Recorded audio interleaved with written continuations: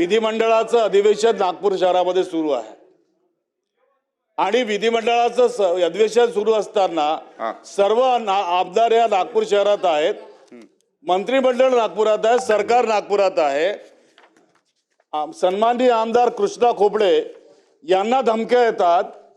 आज सकाळी माझ्याकडे 1 किलोमीटर लांबून मोटरसायकलवर लोक येतात, जोराजोरात मोटरसायकलचं साऊंड हे करतात, माझ्या ऑफिसमध्ये घराच्या खालच्या ऑफिसमध्ये जाऊन चौकशी करतात, कुठं आहेत त्यांना बोलवा। अशा प्रकारचा जर प्रकार या ठिकाणी घडत असेल तर आमच्या सुरक्षेचा काय अध्यक्ष महोदय? आणि आमच्या नावाचे खोटे पत्र, ज्या पत्रावरती झेरॉक्सची साईन आहे आणि ती साईन असताना अध्यक्ष महोदय त्या आपल्या दालनात बोलावतात आणि म्हणतात की तुमचा पुतण्या आहे। अहो, कोण माझा पुतण्या? राऊत नाव असलं म्हणून काय पुतण्या होतो काय? आणि खोट्या स्वाक्षरी करून किंवा झेरॉक्स कॉपीवर अध्यक्षांचं कार्यालय पासेस इश्यू कसं करू शकतं त्या ठिकाणी? हा माझा प्रश्न अध्यक्ष महोदय। आणि त्यामुळं अशा या सिक्युरिटीच्या इश्यूवर आज जर माझ्या जीवाला जर काही झालं असतं, तो ग्रस्त आतमध्ये आला, त्यांनी मोठे मोठे त्याचे केस, उंच पुरा आणि इतक्या तावातावानी त्या ऑफिसमध्ये बोलत होता। काही बौद्ध भिक्षू त्या ठिकाणी बसले होते अध्यक्ष महोदय, ते सगळे घाबरलेत।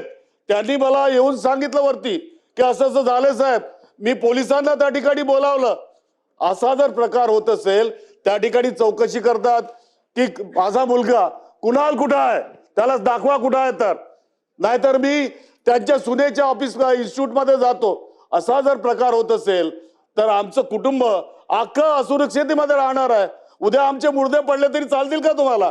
तर अशा वेळेला मी कोणतीही सिक्युरिटी वापरत नाही आजपर्यंत, सरकारची कोणतीही सिक्युरिटी माझ्याकडे नाही। आजपर्यंत कोणी अशा धमक्या दिलेल्या नव्हत्या, पण आज सरकार या ठिकाणी असताना अशा प्रकारचा प्रकार घडत असेल, एका आमदाराला धमक्या जातात, दुसऱ्या आमदाराच्या घरी काय गुंड जात असतील, आणि तिसरीकडे जर खोट्या स्वाक्षरीच्या पत्रावरती तुम्ही पासेस जर इश्यू करत असाल तर आम्ही सुरक्षित आहोत का या संबंधीचं निवेदन शासनाने या ठिकाणी केलं पाहिजे अध्यक्ष महोदय। कसं आहे, याच्यावर बोलणार का कशावर बोलणार? अध्यक्ष महाराज, कृष्णा खोपडेंनी या सभागृहामध्ये सत्ता पक्षाच्या आमदारांनी सुद्धा त्याला धमक्या आल्याचं सांगितलं। आता ज्येष्ठ सदस्य आणि माजी मंत्री नितीन राऊत साहेब पण ते आपली भूमिका मांडतात आहे। अध्यक्ष महाराज, नागपूरमधल्या दोन्ही आमदारांना या पद्धतीनं धमक्या येत असतील तर महाराष्ट्रामध्ये कायदा सुव्यवस्था आहे की नाही हा एक प्रश्न या ठिकाणी निर्माण झालेला आहे। अध्यक्ष महाराज, मला असं वाटतं की स्वतः मुख्यमंत्री, कारण गृह खातं त्यांच्याकडे आहे, या दोन्ही गोष्टीच्या बाबत आणि या पद्धतीचं गुंडाइझम ज्या पद्धतीनं जे चाललेलं आहे, कोणाचा आशीर्वाद त्यांना आहे काय? हे या पद्धतीनं एवढी हिंमत कशी होत आहे? महाराष्ट्र काही मला तर वाटत नाही आपण बिहारपेक्षा पुढे चाललो की काय असं आता म्हणावं लागतं अध्यक्ष महाराज। पण मला खऱ्या अर्थाने या निमित्तानं या विधानमंडळातल्या असो की राज्यातली जनता असो ती सुरक्षित नसेल तर याला अर्थ काय अध्यक्ष महाराज?